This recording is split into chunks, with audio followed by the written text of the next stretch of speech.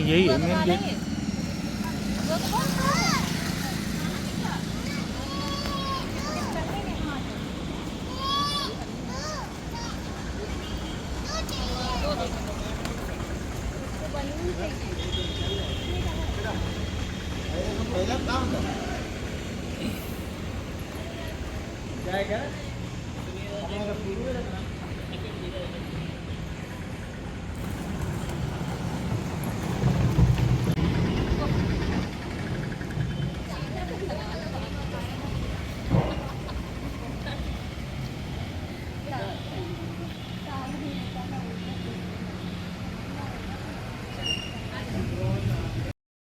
तो अब हम आ गए हैं झांसी स्पेस म्यूज़ियम।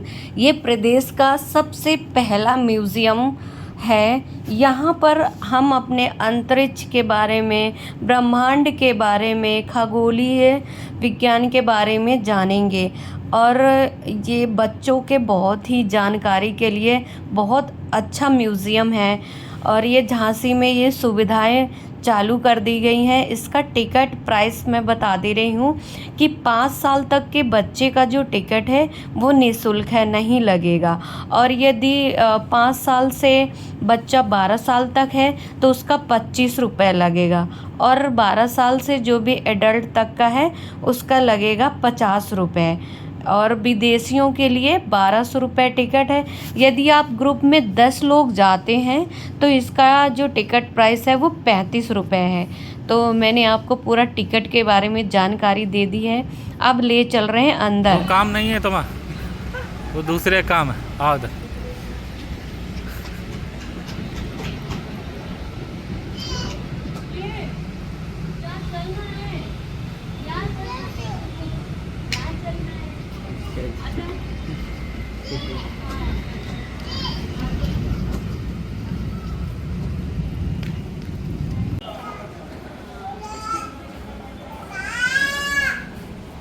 चलिए हम आपको ले चल रहे हैं इसके अंदर।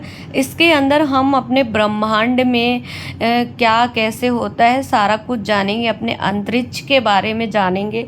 अभी तक किसी ने अभी तक कोई जानकारी नहीं दे पाया है, बट इस म्यूज़ियम में डिजिटल माध्यम से हम इस नॉलेज को गेन करेंगे। और किसी के पास बच्चे हैं तो यहाँ पर अवश्य लेके जानकारी के लिए जाएं, जिनसे उनका माइंड डेवलप होगा और वो इसके बारे में जानेंगे। कोई बात नहीं, आप बैठिए। जिसने विश्व को ज्ञान, मार्गदर्शन तथा सत्य क्रिया अर्थात कैलकुलेशन ऑफ टाइम तथा गोलबल अर्थात स्फेरिकल एस्ट्रोनॉमी में विभाजित कर मुझे शुद्ध गणित में पाई का मान निर्धारित करने के लिए जाना जाता है। लैम्बर्ट के ऐसा करने से लगभग 1300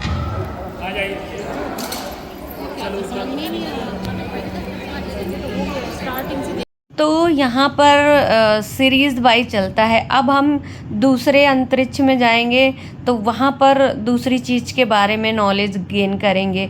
तो बस जैसे जैसे अंदर जाते जाएंगे वैसे वैसे कंपार्टमेंट बने हैं। हर जगह अलग अलग डिजिटल माध्यम से हमें ये नॉलेज प्रोवाइड किया जा रहा है और बहुत अच्छा लग रहा है। ऐसा लग रहा है कि हम ब्रह्मांड की दुनिया में आ गए हैं, यहाँ पर है ही नहीं। आप लोग जाइएगा तो आप लोगों को भी बहुत अच्छा लगेगा और बहुत ही नॉलेजेबल चीज़ है। तो चलिए आइए मैं दिखाती हूँ दूसरे तरफ। हालांकि ब्रह्मांड का स्थानिक आकार अज्ञात है, परंतु यूनिवर्स की इन्फ्लेशनरी इक्वेशन ये इशारा करती है कि ब्रह्मांड का न्यूनतम व्यास 23 लाख करोड़ प्रकाश वर्ष होना चाहिए। चुप रहो, कहीं नहीं जाए, खेलने दो। अवलोकन योग्य ब्रह्मांड के आकार को मापना भी संभव है, जिसका व्यास आज के दिन लगभग 93 अरब प्रकाश वर्ष है। और हमारी बातों के बीच यानी इस क्षण वो लगातार बढ़ता जा रहा है।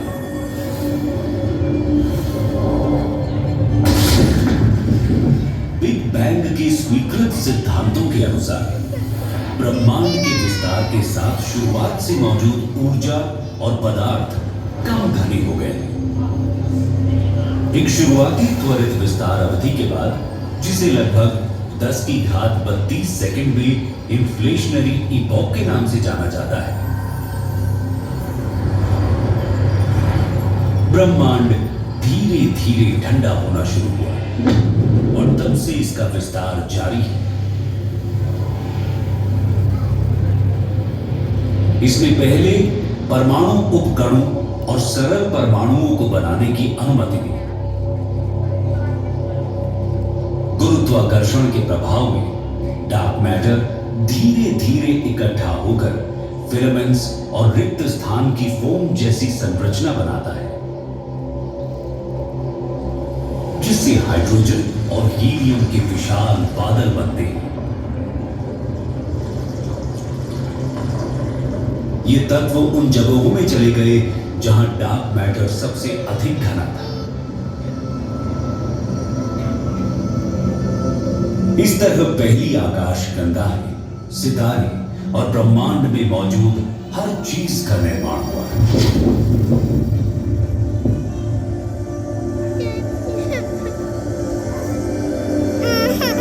डर नहीं लग रहा?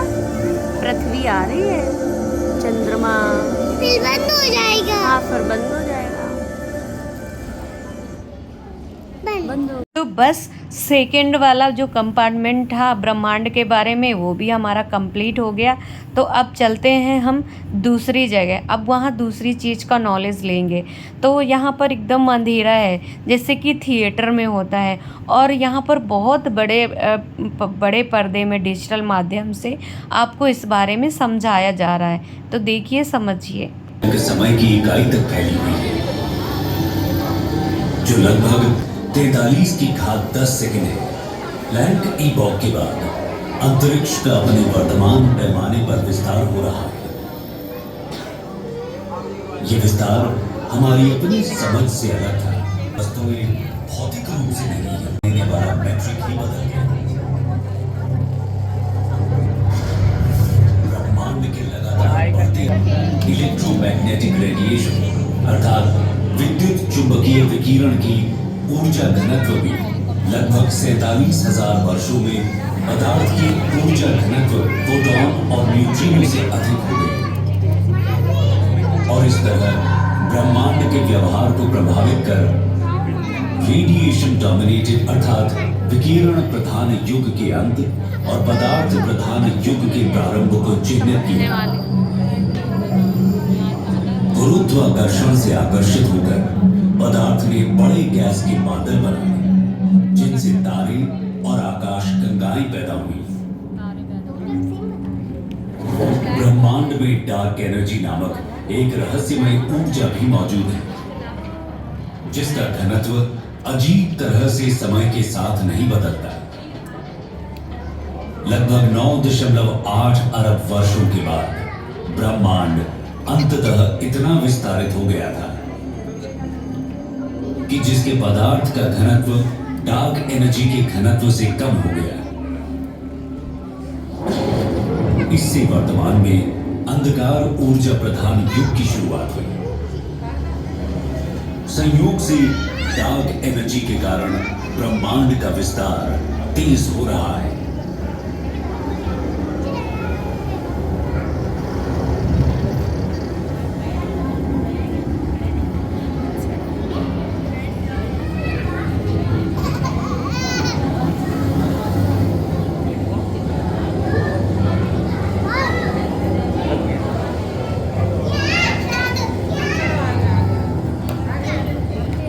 अब हम लोग जा रहे हैं दूसरी जगह।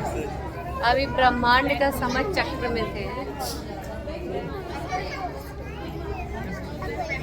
बस अब हम फिर जा रहे हैं दूसरी तरफ, जहाँ पर आदि मानव के बारे में बताया जाएगा कि कैसे कैसे इंसान ने स्ट्रगल किया और कैसे कैसे सारा कुछ इस बारे में बताया जाएगा। तो चलिए हम आपको उस जगह ले चलते हैं जहाँ आपको बताया जाएगा। फ़िलहाल आप लोगों को देख के कुछ समझ में आ रहा है और आप लोग जाइएगा। ये रानी लक्ष्मीबाई पार्क के अंदर ही स्पेस म्यूज़ियम बना है। गेट नंबर 2 से आप एंट्री कर सकते हैं। तो ये देखिए बहुत सुंदर लगेगा आपको यहाँ पर जाएंगे तो, और बहुत नॉलेजेबल चीज़ है। जिसे नहीं आता है जीके के क्वेश्चन भी इससे डेवलप होंगे, और जो लोग तैयारी कर रहे हैं उनके लिए भी बहुत अच्छा चीज़ें देख के, जो चीज़ें जल्दी नॉलेज हो जाती हैं उतना पढ़ के नहीं होता है। तो आप लोग जाइएगा।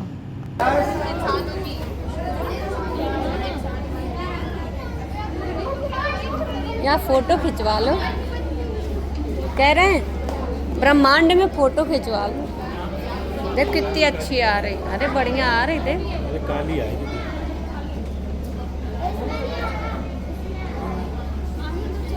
इधर सही आ रही, इधर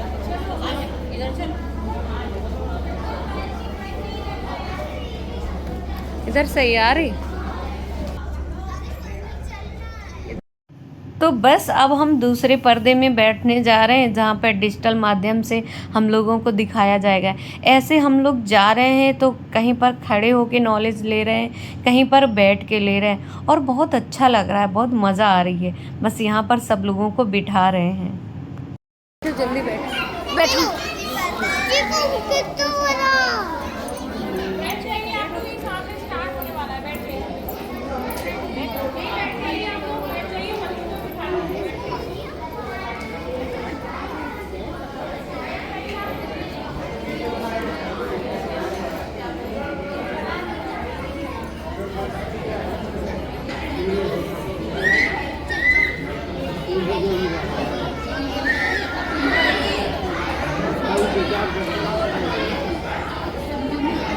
इधर को बैठो, इधर को बैठो। ये चलेगा ये। 15 अगस्त 1969 को हकीकत के धरातल पर इसकी स्थापना का प्रसंग, उतना ही इसकी शुरुआत की कहानी दिलचस्प है। इन तस्वीरों को देखिए। प्रक्षेपण के लिए तब छोटे रॉकेट के कंधों से बैलगाड़ी और साइकिल तक चिपकाए गए थे। 54 साल बाद बीते दिनों चंद्रयान 3 के सफल प्रक्षेपण ने इसरो की उपलब्धियों में एक नहीं बल्कि 4 चांद लगा दिए। सारी दुनिया भारत की इस अंतरिक्ष एजेंसी का न सिर्फ लोहा मान रही है, बल्कि दुनिया की प्रमुख 5 स्पेस एजेंसियों में इसका नाम शुमार हो चुका है।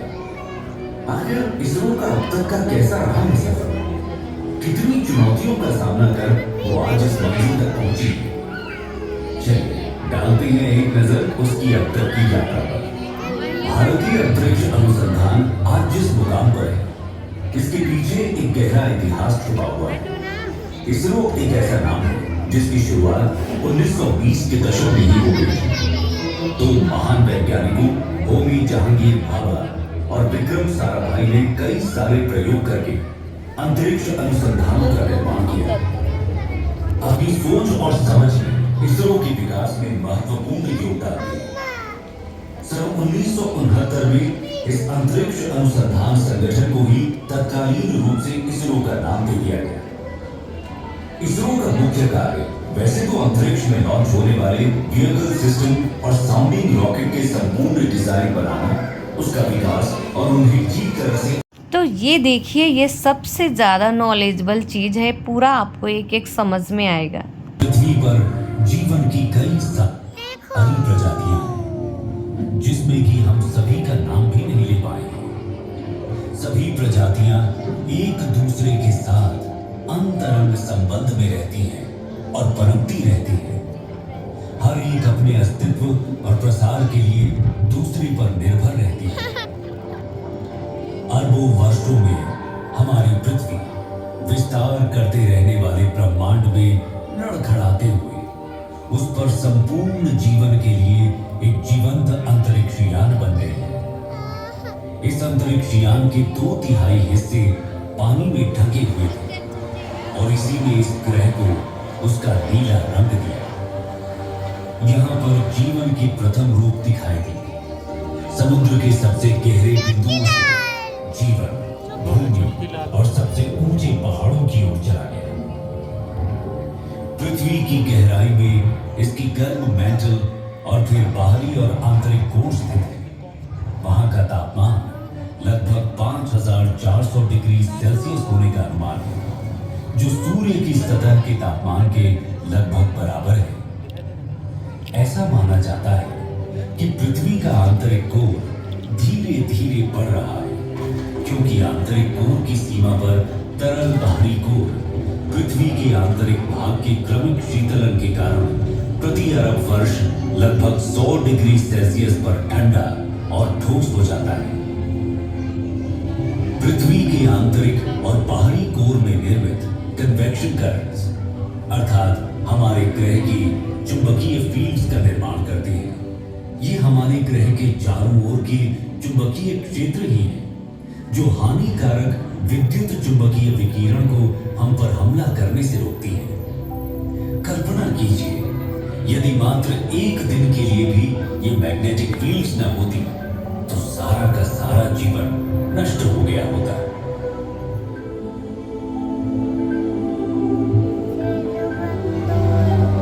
महासागरीय धाराएं समुद्री जल की निरंतर निर्देशित गति है, जो उस पर कार्य करने वाली कई शक्तियों की रूपरेखा और तटरेखाएं, साथ ही अन्य धाराओं की दिशा और ताकत के साथ इसका इंटरैक्शन शामिल है। ये समुद्री धाराएं ही हैं जो वैश्विक कन्वेयर बेल्ट बनाती हैं और उन क्षेत्रों के तापमान को प्रभावित करती हैं जहां से वे यात्रा करती हैं। धरती मां ने अपने ऊपर जीवन को पनपने देने के लिए अरबों वर्षों में स्वयं को विकसित किया है। उसने ये सुनिश्चित करने के लिए तत्वों के साथ बेहतरीन होने के बावजूद अपनी बढ़ती आबादी को संसाधन उपलब्ध कराने के लिए पृथ्वी का शोषण करने के लिए अधिक मजबूर होना पड़ेगा और अपने मूर्खतापूर्ण उपभोग के कारण कई प्रजातियों को बर्बाद कर चुके हैं। पृथ्वी ने हमें पहले से ही चेतावनियां देना शुरू कर दिया है। प्रमुख जलवायु परिवर्तन, ध्रुवीय टोपी का पिघलना, जो कि हमारे मीठे या ताजे पानी का सबसे बड़ा भंडार है, न केवल उसके भंडार को बर्बाद करता है बल्कि पृथ्वी की ऊपरी तह को भी विकृत करता है, जिसके फिर दूरगामी परिणाम होते हैं। हम अपनी भूमि के उपजाऊपन को कम कर रहे हैं और इसकी हमें उपज देने की क्षमता चिंताजनक दर से कम हो भी रही है। बढ़ती तो चलिए, ये आप लोगों को वीडियो कैसा लगा, और मैं लाऊंगी इसका नेक्स्ट पार्ट 3। तो उसमें हम जानेंगे पूरा अपने ग्रहों के बारे में, कैसे कैसे ग्रह बनते हैं और वो कितनी दूरी पर हैं, और अपने पृथ्वी से क्या क्या उसका है। तो सारा कुछ उसमें नॉलेज प्रोवाइड होगी, तो वो वीडियो मैं लेके आऊँगी अलग से। तो ये वीडियो आप लोगों को कैसा लगा, मेक श्योर अच्छा लगा हो तो लाइक करिएगा, शेयर करिएगा, एंड फ्रेंड्स और फैमिली के साथ में मेरे चैनल को शेयर कर दीजिएगा। Bye bye.